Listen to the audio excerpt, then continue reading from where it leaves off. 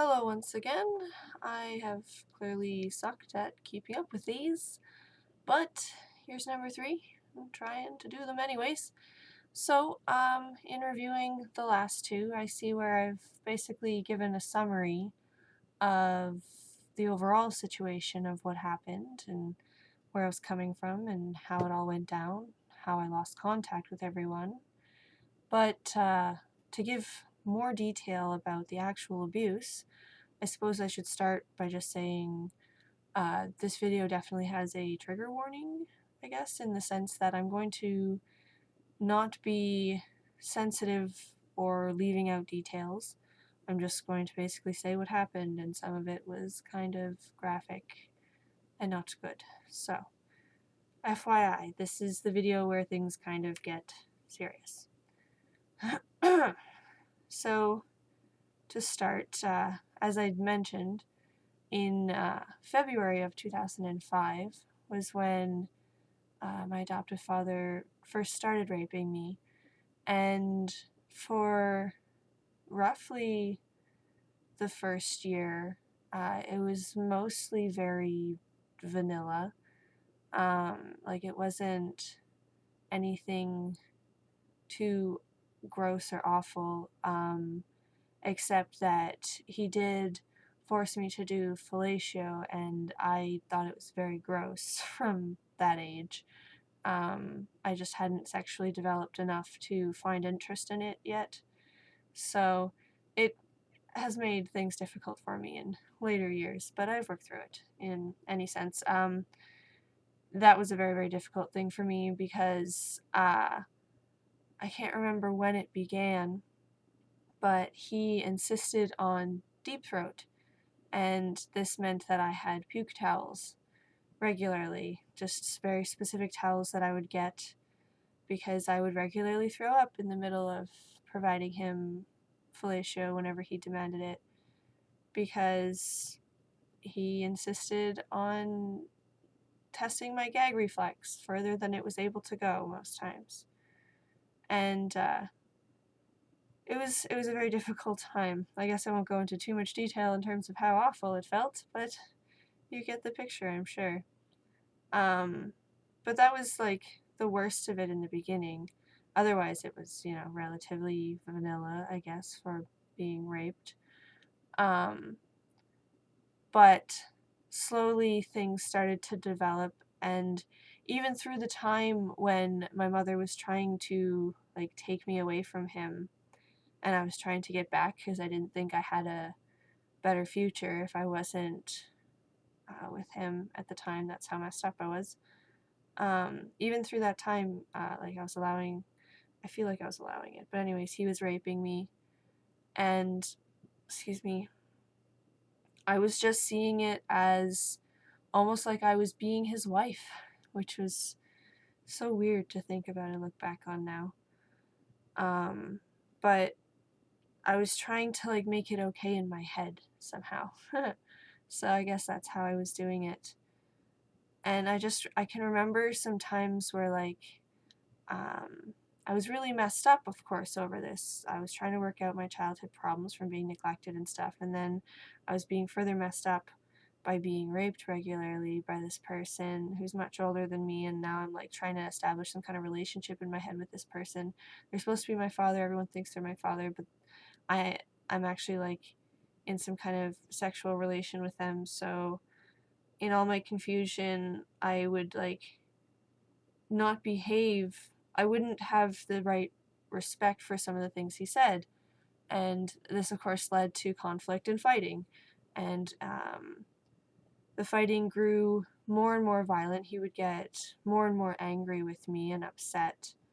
There was some good effects in the sense that one time we were in the middle of arguing in Niagara Falls, and he just bitched at me in the middle of something else about how much I stank because I smoked cigarettes. And I was 14 at the time, and it was just around Christmas-ish. And out of just anger in spite of what he was saying, I was just like, fine then, I quit. And I threw out the pack of cigarettes I had at the time, and I never smoked again. the agreement, of course, was not as clean as that, in the sense that he was like, all right, well, if you're going to keep up with this, then I'll give you one joint tonight, because he smoked pot, and I smoked pot regularly, and he shared with me, and so that was the agreement. I would quit smoking cigarettes, and I would just get one joint a night. And in a sense, I regret it now, reading about how it affects development of young brains. But at the time, at least I wasn't smoking cigarettes. And I mean, now I'm 10 years clean, so that means it's out of my system completely, so that's pretty cool. But a lot of other conflicts, didn't go that well. And he would always say it took him 18 months before he finally hit me. He would say, like, one of these days I'm gonna hit you. Like, you just keep doing this to me. You keep lying, or you keep talking when I say to shut up, or, whatever it was that I was doing. I can never remember the conflict anymore, the subject matter, but he's like, one of these days I'm just gonna end up smacking you one. And, so that was, when did that happen? If it was 18 months, April's 12 months. So yeah, I had calculated it out to be just after all that stuff that happened with the kidnapping and stuff. It was around October, so like things had just settled after my mother trying to like upheave me, and me saying that I was going to live with someone else, and then as soon as things calmed down, just moving back in with my adoptive father, and then calling her on a weekly basis and telling her that I was living with someone else, and just keeping her in the dark. It was that October, I guess sometime shortly after my birthday, that we were driving, as my memory has it, we were driving down Highbury. So the first time was actually when he was driving. And I was just flipping off my mouth about something that we were arguing about, and I guess being defensive or whatever. And he was just like, I don't know if he said he was going to, or if he just did, but he just like swung up his hand and kind of backhanded me in the mouth, and split my lip open pretty good, because I got like crooked teeth. They're not the greatest. They look straight, but they're not. And he made a bump that I still have right there. Well, he split open my lip, and then I was just so shocked at what had just happened that he actually went through with it, that he actually hit me. Because, like, that's not right. An adult's not supposed to hit you, so of course he's going to threaten forever, but he's not supposed to actually do it. So he actually did it, and I was just so shocked and traumatized that I started bawling, and, like, just bawling, like, I felt like I couldn't stop stretching my lips and my face in such a distraught manner. And this caused me to stretch my lips continuously after having it split, which pushed the skin out, and now I have a bump there. And he told me the whole time, he was just like, stop stretching your mouth like that. Stop it. Stop stretching your mouth. You're going to cause a scar. Stop stretching your mouth. You're going to cause a scar. Put ice on it. Stop stretching your mouth. But I was just so fucked up over what just happened. I couldn't really listen to him. So I have scars still from that very first time. I'm pretty sure that was the very first time. But bad memory. That's what the human brain is. And then from there, like, he says that he felt, that was going to be the one and only time, or maybe a couple times, that he'd have to, like, slap, wake up, and I would. But all it really did was mess my head up more. So I wasn't really able to sort through my emotions to not continue upsetting him. So things really only ever got worse from there in terms of reactions.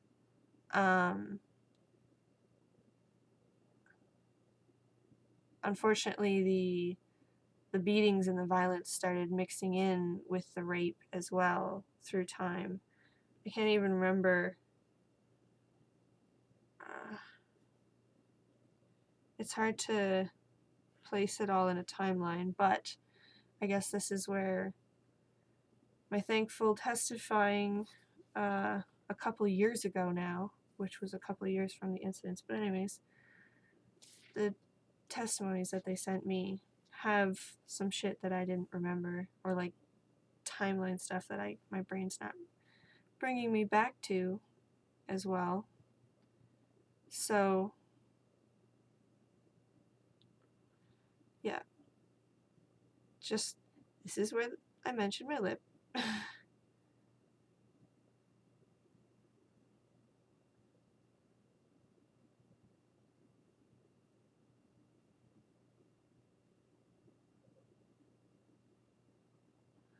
Oh yeah, okay. And then this is when we were living in a lower basement apartment, and things had only just begun, really. I started getting in arguments, and there was one where he ended up slapping me around, and I would run from him, and he chased me down the hallway, and then I ended up falling and scraping my foot pretty hard, like on the carpet, got really bad carpet burn, and sort of sprained my ankle.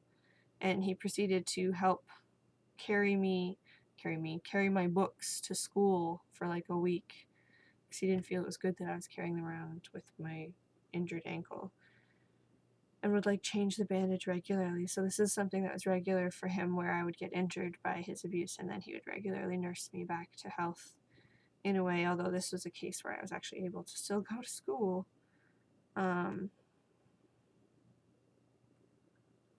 Yeah. But as things got worse and worse, he would, I don't even remember how it got like to this point, but I do remember another time where I had done something wrong, and I was in the shower, and he found that I had done something wrong and just came into the shower and grabbed me by the hair and ripped me out of the shower, and I ended up scraping my hip on a base heater on the floor on the way out, and we couldn't even figure out how I got that cut for like a week until he found a chunk of skin on the base heater, and then he was like, that's how it happened. But anyway, so like things really started escalating, and he would start flipping the house upside down and just like emptying out my closets, emptying out my dressers, turning garbage cans upside down, and kind of freaking out until I don't know, I was able to start giving the right answers. Like I can't even remember what would start calming him down again. It was such another time for me. But the one time he pulled me out of the shower, I was standing in my bedroom while he was chastising me about whatever, and then he ended up throwing a garbage can, and it hit me right here, and now there's like a little triangle here, scar from that. So a lot of things ended up happening by accident, where he would just like throw something. He threw a picture frame way down in the future from this, and it ended up hitting me. Is here? I think here. Yeah, so I have a scar right there from a picture frame just by accident, because I happened to look up as he was tossing the picture frame into my lap.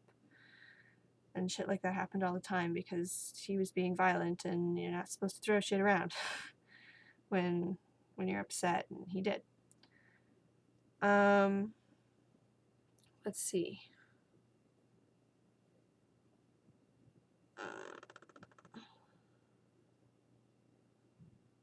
Right. And then we moved to the upper apartment of Egerton, and that's when my mother had called, right.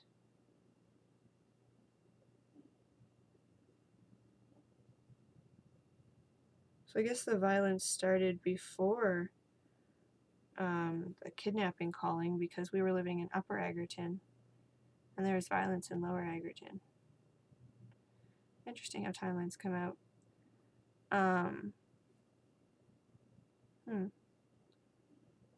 So he must have started hitting me before that then. Before that October. Oh, my brain. So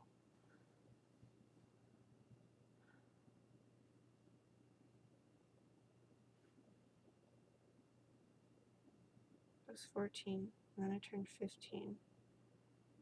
And that happened. So yeah, he must have started hitting me the summer before, and I just thought it was later. Weird. Because the calling of kidnapping definitely happened in September of 2005 when I was in grade 10. And that happened when we were in Upper Egerton. And there was violence in Lower Egerton, which was before then. So he definitely started hitting me the summer before then. Okay. And then from there, the violence and that's when the violence and the rape started mixing, is after I started separating further from my family. After all that bullshit. Right. Got that. And then we moved from there up to a street that was much further south London, and what happened there?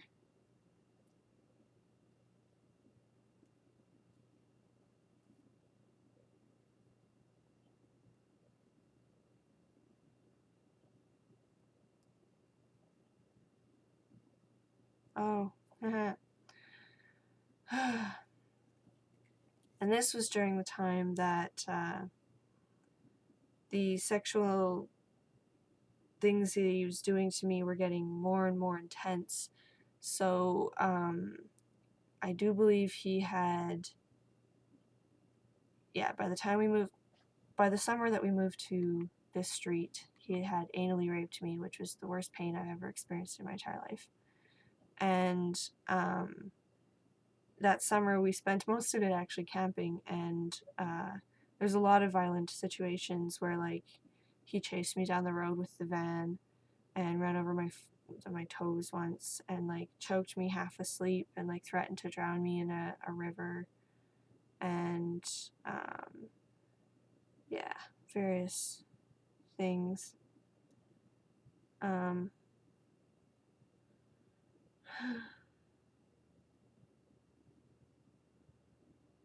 All the that's noted there.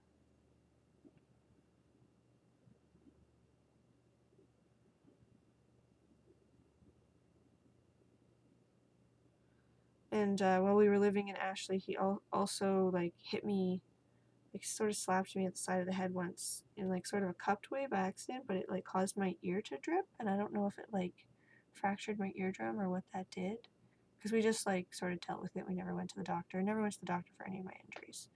So yeah.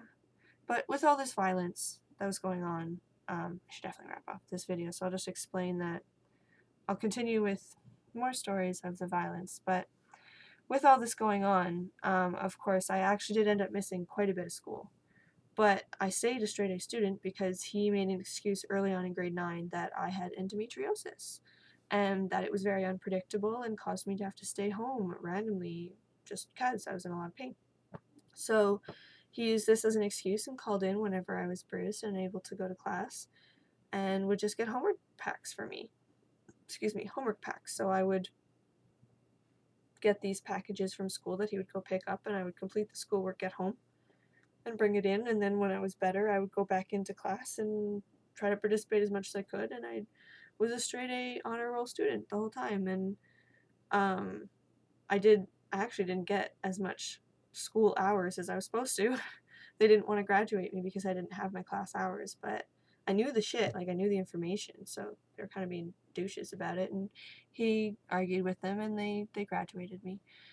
But yeah, I missed a lot of school opportunities. I didn't participate in a lot of school stuff because I didn't want to get close to people because of all the violence and stuff that was going on. I didn't want to see people to see it.